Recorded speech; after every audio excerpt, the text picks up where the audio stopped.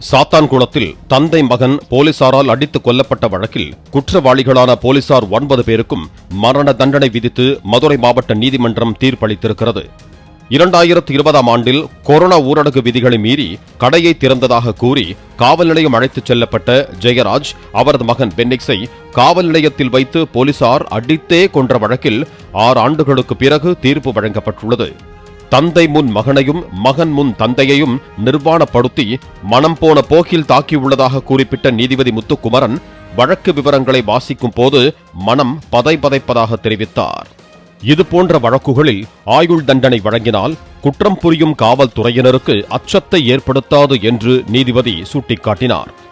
ஒரே நேரத்தில் தந்தை மகன் என ஒரு குடும்பத்தின் ஆணிவேர் பிடுங்கப்பட்டுள்ளதாகவும் எதிர்காலத்தில் இதுபோல குற்றம் நிகழாத வகையில் தீர்ப்பு இருக்க வேண்டும் என நீதிமன்றம் கருதுவதாகவும் நீதிபதி குறிப்பிட்டார். இவர்களுக்கு ஆயுள் தண்டனை என்பது போதுமானதாக இருக்காது. எனவே இவர்கள் காவலர்கள் தனிநபர் தவறு செய்வதற்கும் அரசு அதிகாரிகள் தவறு செய்வதற்கும் நிறைய வித்தியாசங்கள் உள்ளது. ஒரு குடும்பத்தினுடைய ஆணி வேரே புடுங்கப்பட்டுள்ளது. எனவே இதை யாராலும் இதை சாதாரண குற்றமாக இதை கருத முடியாது. இது அரிதிலும் அரிதான ஒரு வழக்கு. எனவே இதற்கு வெறுமனே ஒரு தண்டனை, நமக்கு ஒரு ஆயுள் தண்டனை தானே கொடுப்பார்கள், 14 வருடம் நாம் வெளியே விடலாம் என்று எதிரிகள் நினைத்திருக்கலாம்.